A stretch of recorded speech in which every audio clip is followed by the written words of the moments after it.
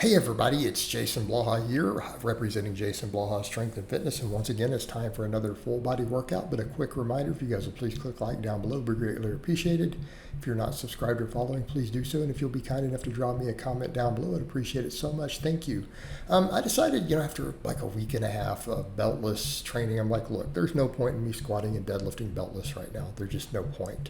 I get that I like the idea of the raw stuff, but quite frankly, I'm just simply stronger when I put the belt on, and it did let me know I need to continue to train my abs, so I'm going to keep doing the ab work again though, and then I'll test some beltless stuff here and there. But I mean, realistically, I need to get that squat back up to 500 while I'm cutting, while I'm getting athletic, and so I'm just going to squat and deadlift with a belt. And I might need the belt again when I get the overhead press sorted. Obviously, we take it off for everything else, all the benching, the pull-ups, the incline, other stuff. So again, I feel like it's the best choice for me. I want to work on really getting a little deeper on those squats. So that wasn't as deep. The 405, I hit it deep. I want to make sure that I'm just getting really good at my leverages, getting deep on all this. Let's just get real strong at these again. Let's chase performance big time while we're doing all the athletic stuff. So again, these are going to be full body, very similar to the way I used to train, but obviously more athletic stuff in, more sled work, lots of running. Been doing the 5-mile runs. We're going to continue to run minimum 5 miles on the off days, right? But I want to kind of vary the cardio, and I know that I was getting overuse, and I had to watch it really close on deadlifts today. But a nice, easy 405 squat. I wanted to get back to that up and hit that as my bare minimum, every single workout, and then start working it up. Same thing on a bench. Now, the bench felt a little off today, not going to lie. My bench didn't feel super good today compared to some of the days. Like this set felt heavy. This felt like a 3-rep max. But I also just closed grip and did less work on Monday. But also, it's like I've realized I'm going to push incline, which you guys will see me do, until I can successfully overhead press, right? Until I can successfully overhead press again. I'm just going to push incline really, really hard because I know it'll bring my bench up and it'll improve the look. So again, if we're going to talk about, we still want to look good, I think pull-ups and I think incline benching will handle a lot of that as I get leaner, right? As I get leaner, okay? What's going to happen? I'm also at 209 today, so for those curious, we got down to 209 yesterday finally. So for the benching, I got a triple with the 315. Keep in mind, these are with very little arch. Like I'm almost pretty much flat back for all purposes. Everything is paused, no wrist straps, no belt, heels flat. So I mean, this is definitely bodybuilder type benching. So again, still happy with the numbers overall, and I feel like that leverage is really good. Like that stance I took and everything today, even though it's high bar, feels really good on the squats. So I feel like that's very close to the way I was squatting, 500. Years and years ago, high bar, when I was competing back in the UK. And I kind of like that bar position. I kind of like that stance. It feels good. So, but I am going to keep doing all the ab work because I do know I need my abs stronger so that when I do run some paces with that belt off, I don't get floored as much as I did this time. So again, back to right where we were a couple of weeks ago, squat, bench, and deadlift every workout. And I'm still doing the box work, but I think the box work works better at the end. Let's just get all the lifting done, then we'll do box, then we'll do sled. And that'll also bring all the squatting. I've been squatting will improve the deadlifting too. The deadlift, because my hamstring had some DOMs still. Every time after I run, I'm getting the hamstring DOMs. Was a little worried about it. I was scared of it a little bit, so I just did some singles and just ramped up, and they actually felt good. And the hamstring feels really good after lifting today. I felt it the most during the sled work. So again, I'm just going to keep an eye on that DOMS. It's not like injury, but I do have DOMS, and it's coming from the calf, and it's the barefoot running, really overworking those calves. So I decided I put all 3 of the singles in today, so I just ramped up 315, 405, 495, and called it. And I don't have to deadlift heavy all the time to have a big deadlift. Like you guys have seen me walk in and hit 50 pounds more than I had touched in months. Like when I did that charity event, I never went over 570 and I pulled 625 for it. So I'm just going to come in, do some deadlifting on these days. It's going to vary a little bit based on how it feels, but since I'm going to pull 3 days a week, I don't need to go crazy hard on it. Right. Then afterwards, I'm like, let's work incline. All right, since I can't overhead press, I still don't have the range of motion while I let all that biceps stuff completely heal. We take curls out. I'm like, let's just work incline. So again, I feel like incline improves my bench a lot also, just like dips work my bench a lot, incline does too.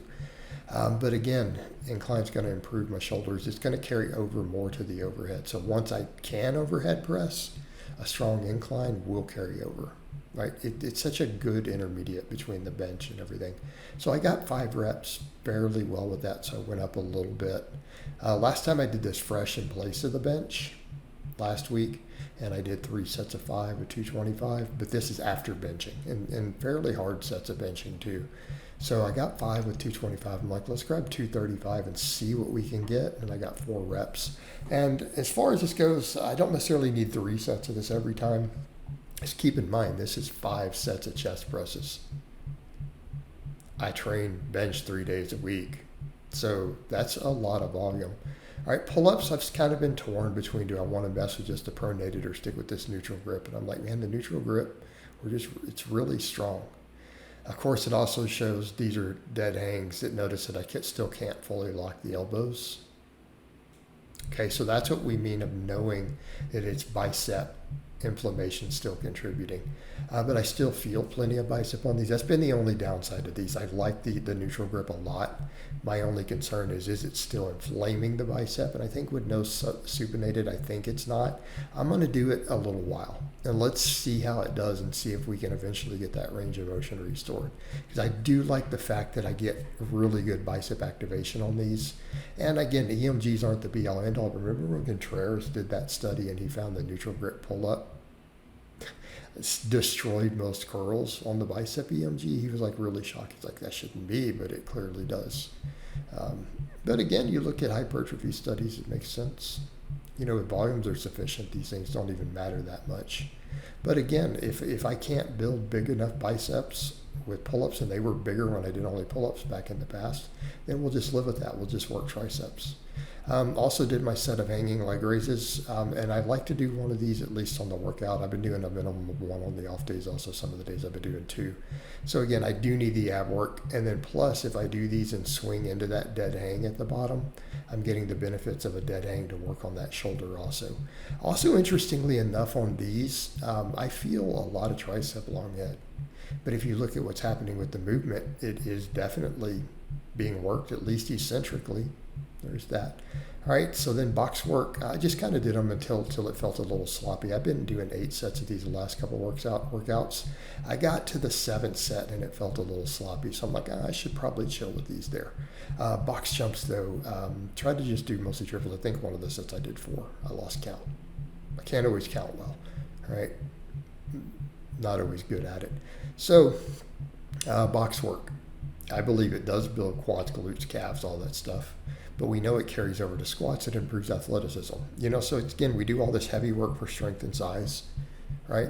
All this barbell work, all the way to body weight stuff, kind of what we do. So we get our muscle, most of it. All the GPP will build it too, right? We build our strength.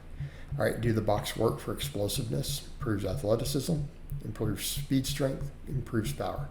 Like jumping, best way to just get more powerful, okay? And then I finished up with sled work, right? So then we get our conditioning also. So we got heavy work, we got kind of speed work, and then we got the GPP, okay? Great workout. This is kind of what we need, and we worked the whole body. Every muscle in the body got worked with those 5 movements we did. Then we did, of course, a set of abs. But there is hypertrophy carryover. So even though some of this, people are like, oh, you're not doing that much lower body, it's mostly upper body. Well, on the weights. But then we get to the other stuff. This absolutely will grow your legs. The sled and the jumping produce hypertrophy. And there's data supporting that. Plus, you know, look how many athletes have great legs who do this stuff, you know. But again, you're still hitting the fast twitch muscle fibers. They're still getting some fatigue. So it's all being worked. So really, this will still continue to keep my legs on point. And both of these will carry over to my squat. And my squats and pull-ups and stuff will keep building the deadlift. So even if I don't go super hard on the deadlift for now, especially while I'm adapting to the running, doesn't matter. We're still getting technique from it. We're still building the muscles. And then again, my squat will improve my deadlift too. I always know this historically. So again, 7 sets of box jumps, and I did the sled. The sled, I went a little shorter distance because I threw a 55 on there instead of a 45. And for those who are kind of like, that's not a lot of weight. You guys are used to doing it on carpet at a gym with the different feet. I'm out here on coarse asphalt with the nylon feet. Guys, this is way harder. I've done way more work than this on sleds, on camera in the past. On grass, like the flat bottom sled, this is a different ball game on this surface, just by the way. Always be aware of that. Some people say, how much weight should we do on sleds? I don't know.